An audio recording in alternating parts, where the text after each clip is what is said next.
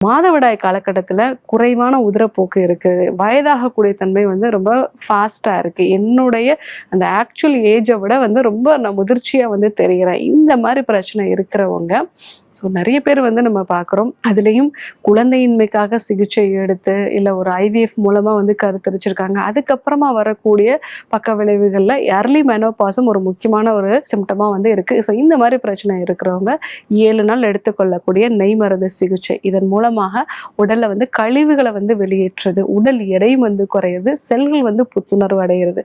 இது கூட தண்ணீர் விட்டான் கிழங்கு சூர்ணத்த வந்து பொடி பண்ணி ஒரு 2 கிராம் அளவுக்கு வெதுவெதுப்பான பாலோட வந்து எடுத்துக்கிறது. அடுத்ததா நம்ம வந்து உடற்பயிற்சி, யோகா பயிற்சி, தியான பயிற்சி, சுவாச பயிற்சி இந்த விஷயங்களும் சேர்த்து ஃபாலோ பண்ணோம் அப்படின்னா, இந்த மாதவிடாய் காலகட்ட உதிரப்போக்கு அப்படிங்கிறது நார்மலா வந்து வர ஆரம்பிக்கும். வயதாகக்கூடிய தன்மையும் வந்து குறையும். கண்டிப்பா ஃபாலோ பண்ணி பாருங்க.